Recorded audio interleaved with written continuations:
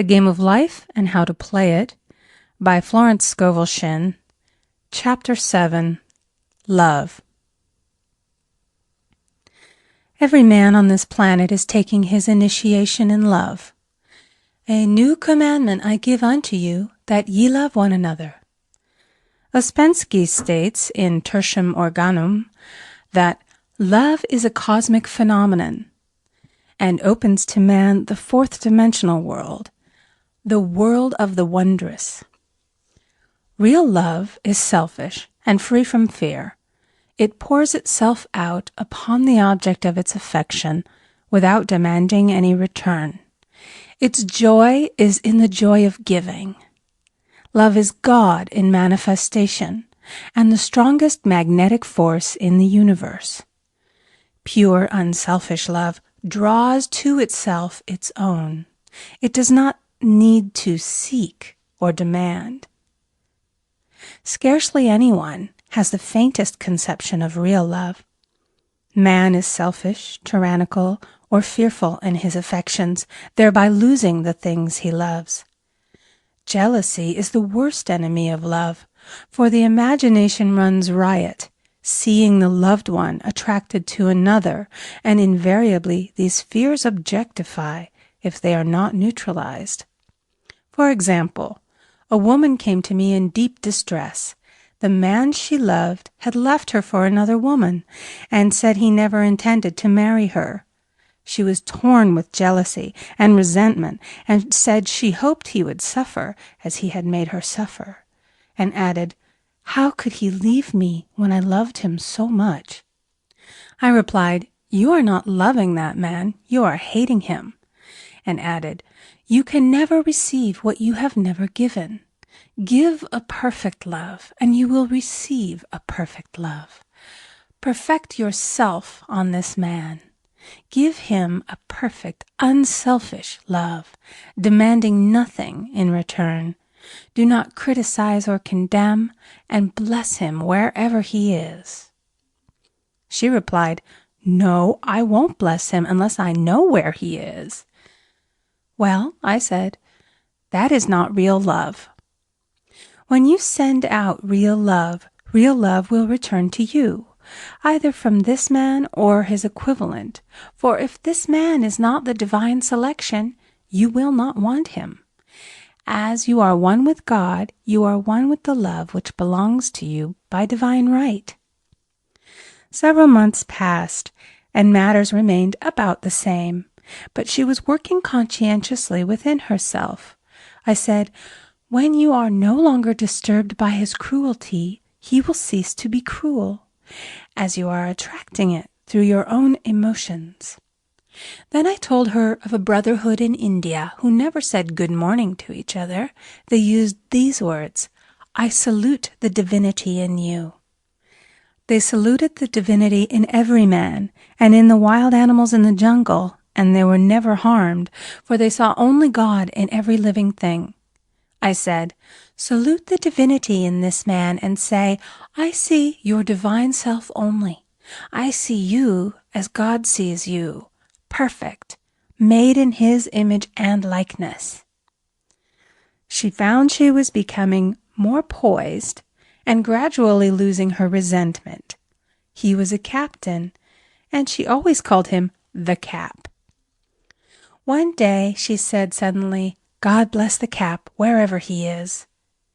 I replied, "Now that is real love, and when you have become a complete circle and are no longer disturbed by the situation, you will have his love or attract its equivalent." I was moving at this time and did not have a telephone, so was out of touch with her for a few weeks, when one morning I received a letter saying, "We are married." At the earliest opportunity, I paid her a call. My first words were, "What happened?" "Oh," she exclaimed, "a miracle! One day I woke up and all suffering had ceased. I saw him that evening and he asked me to marry him. We were married in about a week, and I have never seen a more devoted man." There is an old saying, "No man is your enemy. No man is your friend. Every man is your teacher." So one should become impersonal and learn what each man has to teach him, and soon he would learn his lessons and be free. The woman's lover was teaching her selfish love, which every man sooner or later must learn. Suffering is not necessary for man's development. It is the result of violation of spiritual law, but few people seem able to rouse themselves from their soul sleep without it. When people are happy, they usually become selfish, and automatically the law of karma is set in action. Man often suffers loss through lack of appreciation. I knew a woman who had a very nice husband, but she said often, "I don't care anything about being married, but that is nothing against my husband. I'm simply not interested in married life." She had other interests and scarcely remembered she had a husband. She only thought of him when she saw him. One day her husband told her he was in love with another woman and left. She came to me in distress and resentment.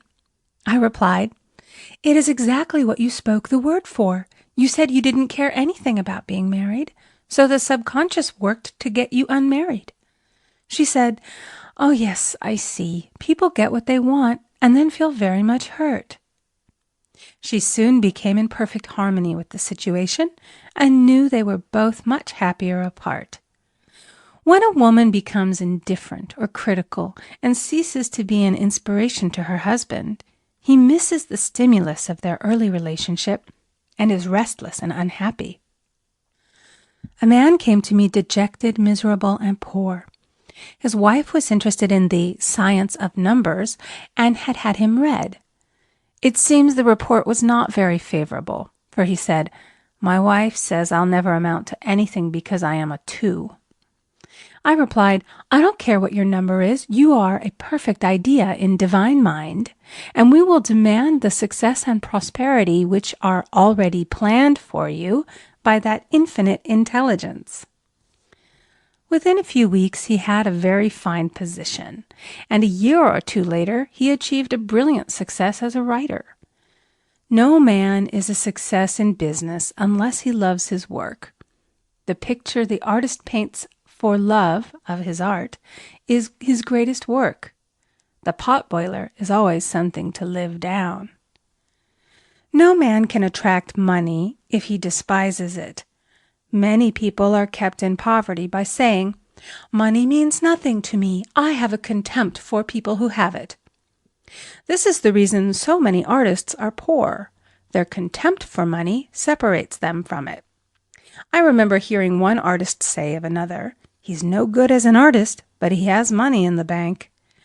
This attitude of mind, of course, separates man from his supply. He must be in harmony with a thing in order to attract it. Money is God in manifestation, as freedom from want and limitation.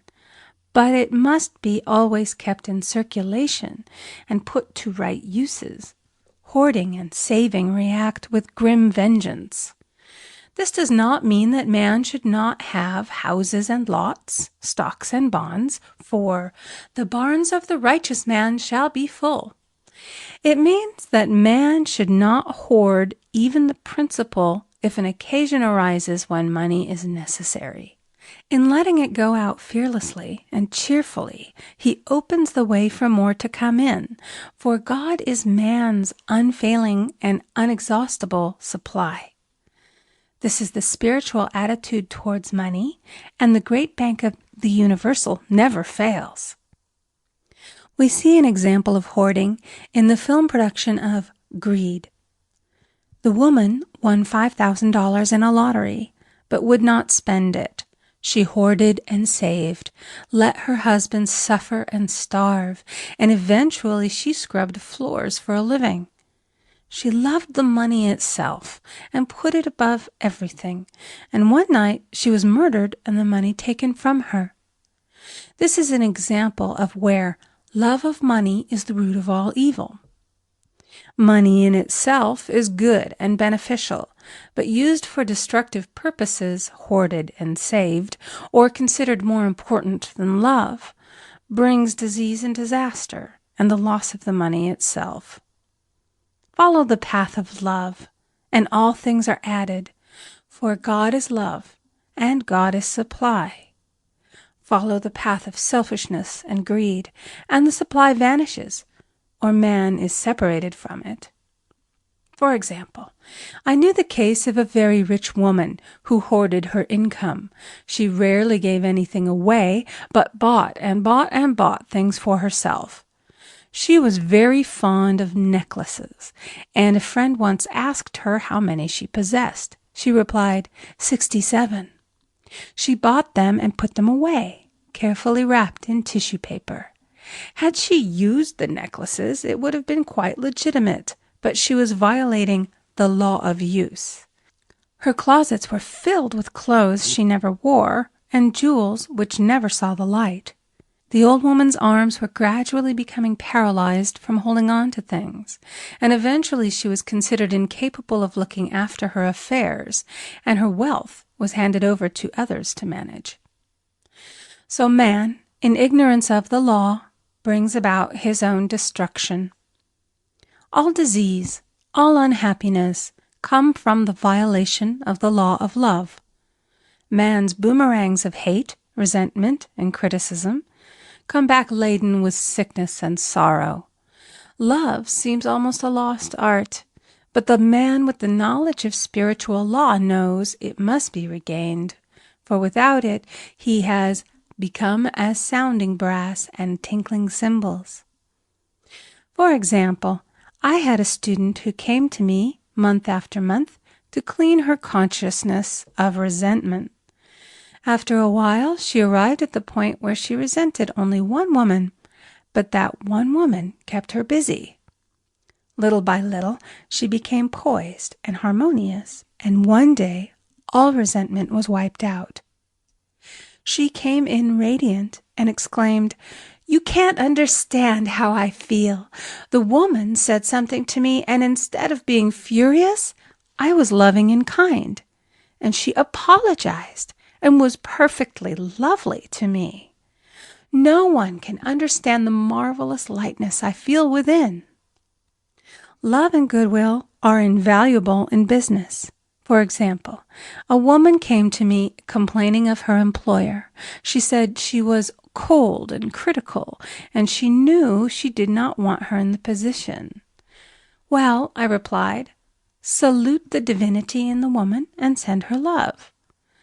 She said, "I can't. She's a marble woman."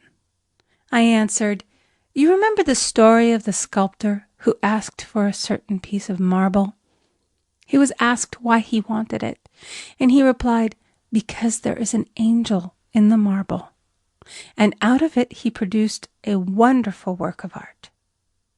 She said, "Very well, I'll try it."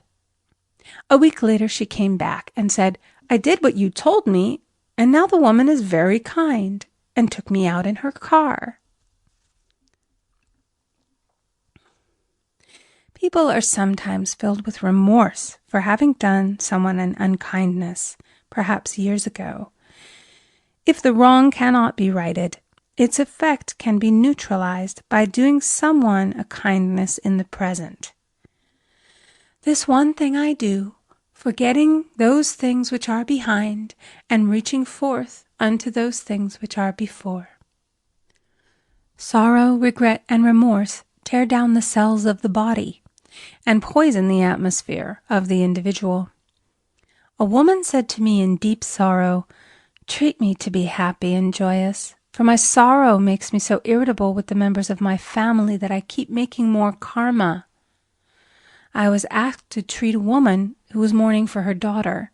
I denied all belief in loss and separation and affirmed that God was the woman's joy, love, and peace. The woman gained her poise at once, but sent word by her son not to treat any longer because she was so happy it wasn't respectable. So mortal mind loves to hang on to its griefs and regrets. I knew a woman who went about bragging of her troubles, so of course she always had something to brag about. The old idea was, if a woman did not worry about her children, she was not a good mother. Now we know that mother fear is responsible for many of the diseases and accidents which come into the lives of children. For fear pictures vividly the disease or situation feared, and these pictures objectify if not neutralized. Happy is the mother who can say sincerely that she puts her child in God's hands and therefore knows that he is divinely protected. For example, a woman awoke suddenly in the night, feeling her brother was in great danger. Instead of giving in to her fears, she commenced making statements of truth, saying, "Man is a perfect idea in divine mind, and is always in his right place. Therefore, my brother is in his right place and is divinely protected." The next day, she found that her brother had been in close proximity to an explosion in a mine, but had miraculously escaped. So man is his brother's keeper, in thought, and every man should know that the thing he loves dwells in the secret place of the Most High and abides under the shadow of the Almighty. There shall no evil befall thee, neither shall any plague come nigh thy dwelling.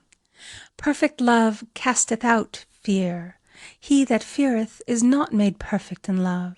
And love is the fulfilling of the law.